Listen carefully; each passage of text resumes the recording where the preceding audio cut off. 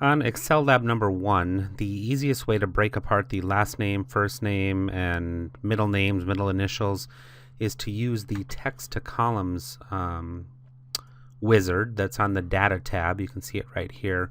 And I want to demonstrate how this works because I'm not confident that I did this demonstration in an earlier screencast. And what I'm going to use is I'm going to show you in the portal. This is the faculty portal. We've got a list of our students of any classes that we teach. And if I scroll down here, you'll see that there's a comma delimited list that contains everybody's student ID, names, email addresses, and major. And so I'm just going to copy this into Excel. And you'll see that it just kind of comes in here all in one big lump, which isn't very useful.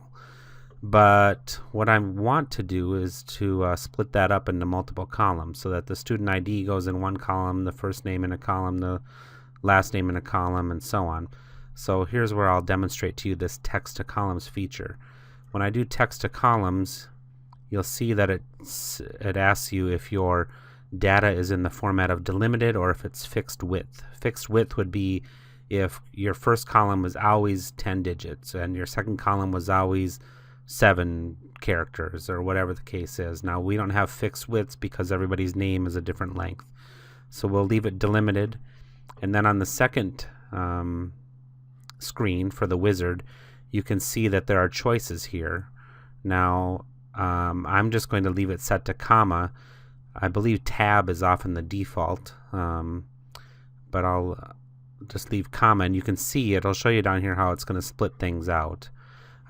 Anything can be a delimiter, so sometimes it's like an exclamation point, a percentage sign, whatever, and you can put anything you want in this blank right here depending how your data is structured. And this is a terribly useful tool for when you're pulling data out of one system and trying to put it in Excel for later use.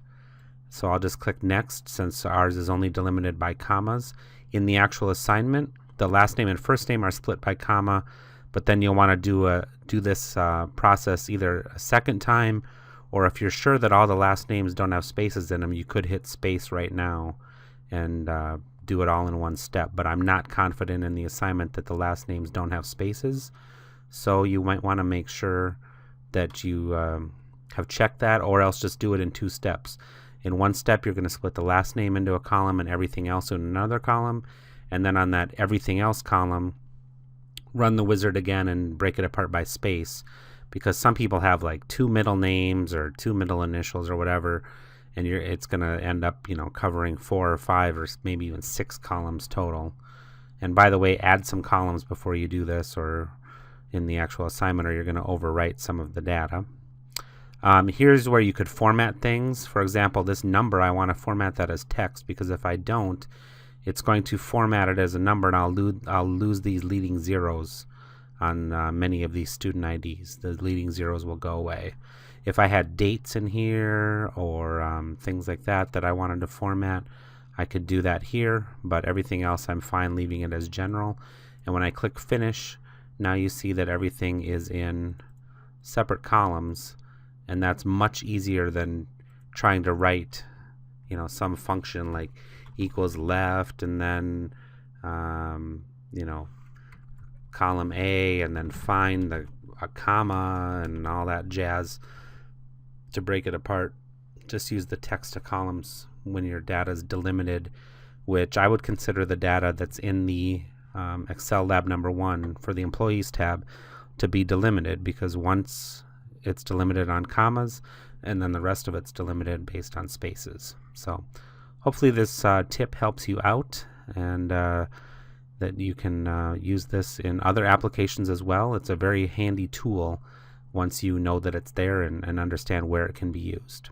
As always, feel free to ask questions on D2L, and I'll try to answer them as best I can.